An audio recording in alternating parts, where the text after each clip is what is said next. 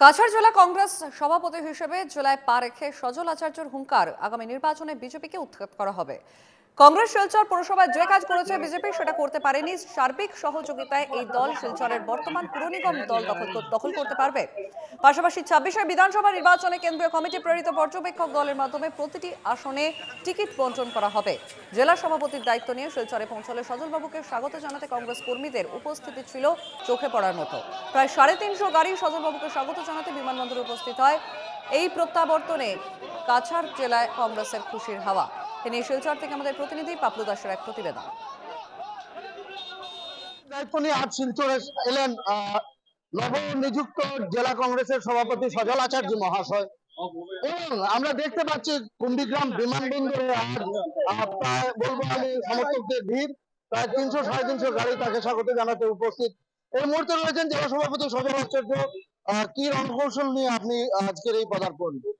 আমি প্রথমেই আজকে যারা এখানে এসেছে, সত্যি কথা বলতে কি একটা অভূতপূর্ব আনন্দ, যেটা আমার ভাষায় প্রকাশ করতে পারছি না। আমার খুব ভালো লেগেছে যে কংগ্রেসের মধ্যে একটা জাগরণ এসেছে। আমি আমার হাইকমান্ড, আমার অনারেবল মল্লিকা অর্জুন খার্গে জি, আমার কেসি বেণুগোপাল, সোনিয়া গান্ধীজি, আমার জিতেন্দ্র সিং জি, আমার সাথে জি, আমার যারা অল ইন্ডিয়ার যারা নেতা, এবং বিশেষ করে আমাদের যারা প্রিয় নেতা গৌরব গগৈজির নির্দেশে আমাকে যেভাবে কাছাড় কংগ্রেসের দায়িত্ব দেওয়া হয়েছে, আমার বিশ্বাস একটা পরিবর্তন আমরা আনবো।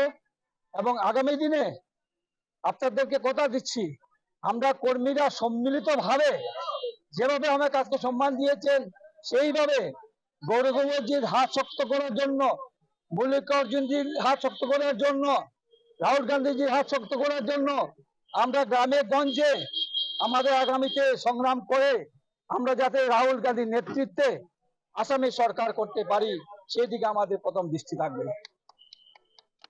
আপনার দায়িত্ব নেওয়ার পর আমরা দেখছি ঘরমুখ কংগ্রেস এবং বিক্ষুব্ধ কংগ্রেস আজকে মাঠে নেমেছে, অনেককেই দেখতে পাচ্ছি আমরা।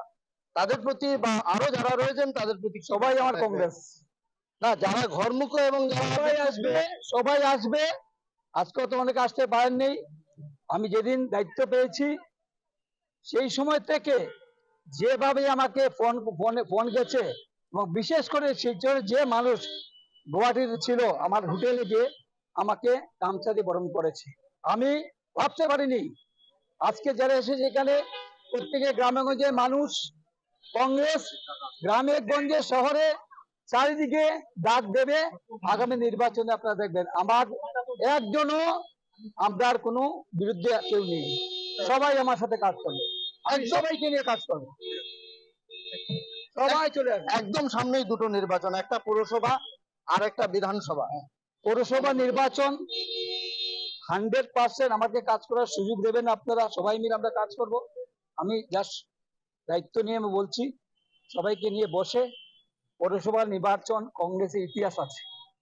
পৌরসভাতে কংগ্রেসে যে কাজ করেছে আমার মনে হয় বিজেপি সেই কাজ করতে পারবে না, পারেই নাই। ভাওতাবাজি দিয়ে চলছে শহরে। আজকে পানীয় জলের কি সমস্যা, আজকে বৃষ্টি হলে প্রত্যেক গলিয়ে গলিয়ে জল। এই সমস্যাগুলো আমরা আগামী পৌরসভা নির্বাচনে তুলে ধরব। এবং বিধানসভা নির্বাচনে আমাদের হাইকমান্ডের বক্তব্য, আমরা সার্ভে টিম আসবে, অবজারভার আসবে, সব জায়গায় দেখবে এবং সিদ্ধান্ত আমাদের হাইকমান্ড নেবে কে কংগ্রেস বিধানসভার প্রার্থী হবে। কি মনে হয় আমরা কাছাড় জেলায় নতুন জেলা কংগ্রেস দেখতে পাবো? নিশ্চয়ই সবাই সহযোগিতা করবে, আমি দেখা পারবো না। আমি তো একটা ঠিকানা, সবাই প্রেসিডেন্ট, সবাই কর্মী, সবাই মিলে কাজ করব। আমরা বিশ্বাস যে আমরা কংগ্রেস দল অনেক শক্তিশালী হবে এবং বিজেপির কিচ্ছু নেই। সবকা সাথ সবকা বিকাশ চলা গিয়া।